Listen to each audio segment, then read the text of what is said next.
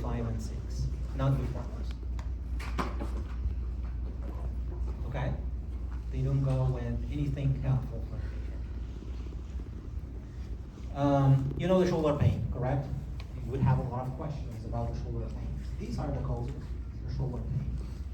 Okay? And remember, the main muscle that we need to activate here is the serratus anterior muscle. Okay? The upper trap muscle. Okay? So those muscles, if they are not active, we don't have the upper trap muscle, we don't have the rotator cuff muscles active, okay? Meaning that we would have shoulder subluxation and shoulder pain. At the beginning, shoulder subluxation is not painful. Okay? So with that in mind, shoulder subluxation is not painful, but later on, it would be. Alright? So, to activate or to understand the nature of the shoulder pain after a stroke, we need to know the mechanics, the normal mechanics of the stroke. I know Dr. Jupp talked a lot about that, biomechanics. Okay? But remember, what are the functions of the rotator cuff muscles? Okay? What is the function of the serratus anterior? What is the function of the upper trap muscles, mid trap, lower trap muscles? So, put that in mind. And make sure that you understand what is the nature of the action of the, let's say, the upper trap muscle. So, talking about the upper trap muscle, do you need to activate that muscle in a stroke patient at the beginning? Do you need to work from the first day on the upper trap muscles? Yes. Okay? Why the upper trap? The upper trap is like the hanger of the shoulder. If you got that weak, the shoulder drops. Okay? The upper trap muscle is bilaterally innervated muscle. So it's easy, right? What nerve supplies that muscle? Spinal accessory, right? And the spinal accessory would activate, I'm talking about this side. So right side, the accessory supplies the SCM and the upper trap on the other side.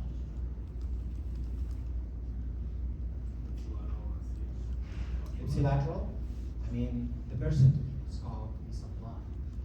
This side, of course, getting from the right accessory, but extensively supplying the SCM and the upper trap from the other side. Okay? So here's the point. Bilateral, okay, gonna work on that. It's a proximal muscle, so easy. It works against gravity, so it's always activated. Okay?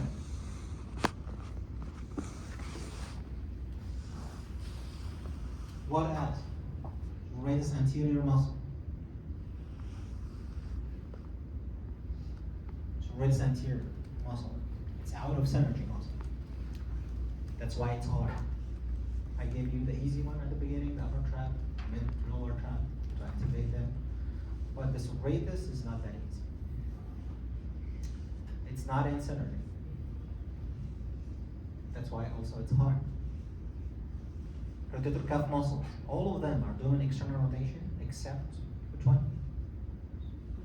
Subscapularis, right? So to activate the external rotators, they are the antagonists of the internal rotators, right? And the internal rotators are the strongest component of the extensor synergy of the upper extremity. The big major, you feel it in any stroke patient.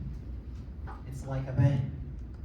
And all the time, the patient is having the arm beside the body, internally rotated. Okay? So the internal rotators are getting tight.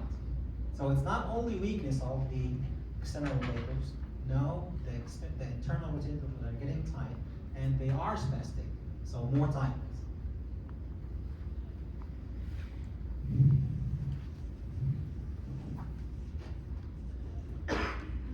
Shoulder subluxation, as you can tell, how to test that. I know you know this test from the article, sulcus test, it's very easy. Okay, and the patient has to be in setting. supine or anything. It has to be sitting. Okay? The x-rays shown here, it's giving you how the subluxation of the shoulder is. In our stroke patients, okay, we usually have the inferior subluxation. You know, the anterior instability of the shoulder is the most common one. Okay, we don't see that in strokes. It's due to trauma. That's the anterior instability of the shoulder. But the inferior subluxation, we see that in strokes because of weakness of the muscles. The glenoid fossa itself, because of weakness of the trap muscles, instead of facing upward and lateral, it's facing upward and downward and lateral. So that is kind of okay. Now the scapula is losing the position. The alignment of the scapula on the thoracic wall is really important after stroke. Okay, so instead of facing upward and lateral, it is facing downward and lateral. What is the meaning of the word cuff?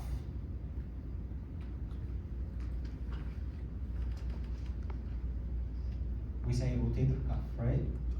What's cuff?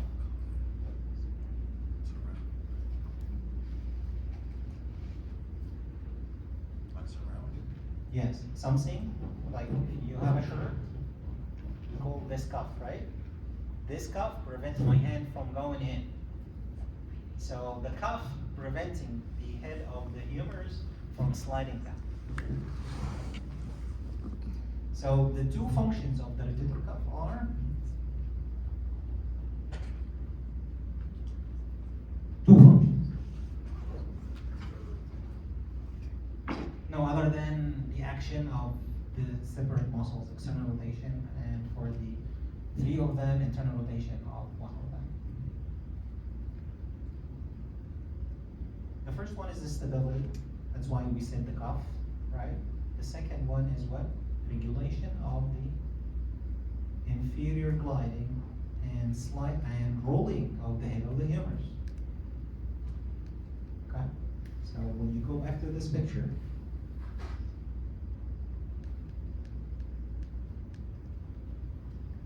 see, according to the orthokinematics of the shoulder, we got this inferior glide of the head of the humerus and the rolling with abduction and flexion, right?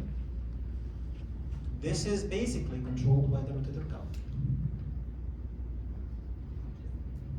So the inferior glide is done by the subscapularis, infraspinatus, and teres minor muscles.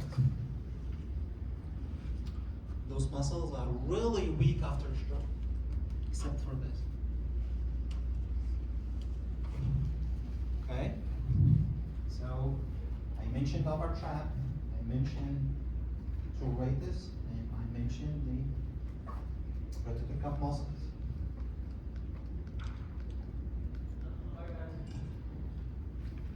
In the management of a stroke patient or TBI patient, this is a list of avoid.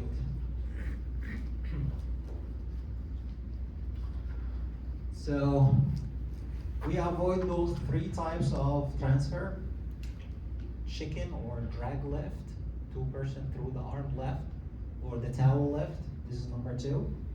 And the third one is Australian shoulder left, this one.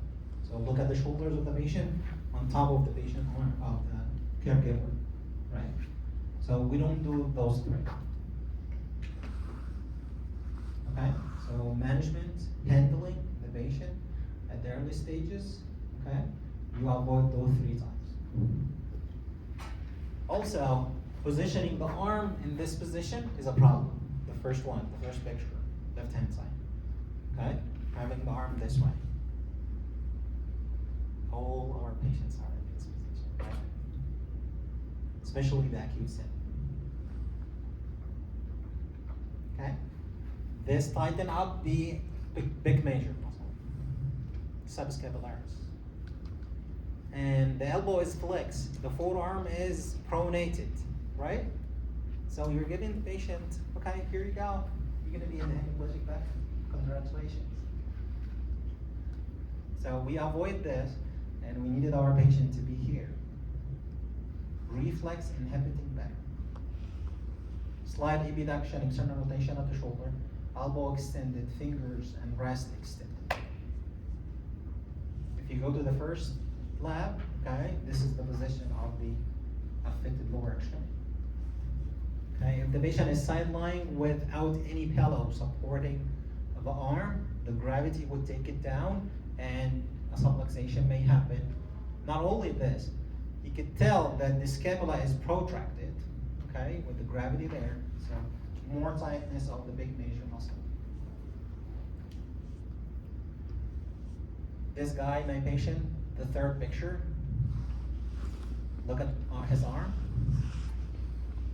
This is when I first saw him. Okay, the last one in sitting position, look at her. She is like messed up. Right? So proper positioning is needed. And finally, okay, the brace that you use for this patient. Before the brace, the first picture here, we don't do this passive movement for a patient with a stroke. Okay, this picture, this video is from the TheraX book. This can be applied to any patient except the stroke patient. Having the arm all the way, okay, in this position, without mobilizing the scapula. So the scapula has to go into upward rotation when you do this. Okay, so mobilizing the scapula, make sure that the scapula is turned out, okay, to clear or to open the space, the subacromial space, before going up there, this position. Okay, and those are two braces commonly used. I see them in Sunday. Okay, but I have to tell my patient these are not good for you. This is the typical hemiplegic back. Okay, and the hand is kind of isolated inside that sleeve, right? The hand is not used at all. Even the patient is not getting any sensory inputs from there. Nothing. So we kind of leading them to the learn and not use. Right? The last one, the pulleys. We don't use that with stroke patients. Pulleys can be used after rotator cuff as a sort of an active assistant, okay, but not after stroke. Okay, so we don't do that.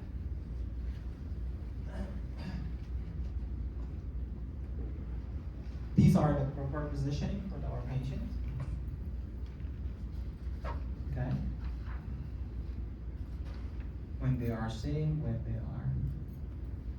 And for the braces, you can use the Give More sling. This one, the first one. I think in QOET, you guys gonna have a lot of things about that one. It's very good if your patient is against your gravity, walking, standing, all that. And this one is recommended for all the stroke patients. The arm is straight, it's not here, okay? And also, you can, around that thing here, the hand is like that. So the thumb is not within the hand. The thumb is not abducted or flexed. The thumb's a little bit there. Okay? This shoulder support, I used it a lot, okay? It's not as effective as this one. But at least, the arm is not inside a sleeve. The arm is not isolated. The arm is not taking the position of adduction and internal rotation. Okay? So my point here, yes, it supports. It's not as good as this one, okay, because the weight of the arm is still there, and also it's not a good for a female. Okay? And during the summer, if no AC, the material is so bad. So a lot of sweating will be there. Okay? So everything you should kind of think about what to use with your patients. Right? Okay. So this is the list of what to do, not to do. Scapular mobilization. You can do it the regular way that you had in orthopedics, having the patient side lying and the first web space at the inferior angle of the scapula, mobilizing all direction. Okay? But I do it in a different way for my patients. Stroke, like this guy here. Okay, I have the arm, the affected arm. Do you remember when we mentioned that the affected arm here, the other arm, thumb is here, abduction and extension. And I start rotating the trunk away from the affected side. So look at my scapula. Where is it here? It's all the way abducted, upward rotated. And at the same time, I'm doing some trunk control exercises. Okay, mobilizing the scapula. Get the patient doing the movement actively. Trunk control exercises, crossing the midline, and also mobilizing the scapula.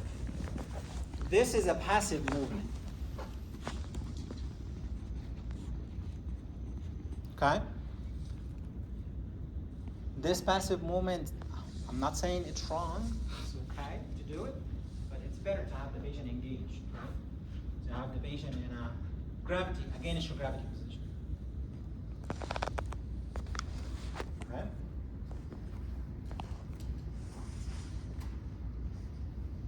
Now the activation of the upper trapeze.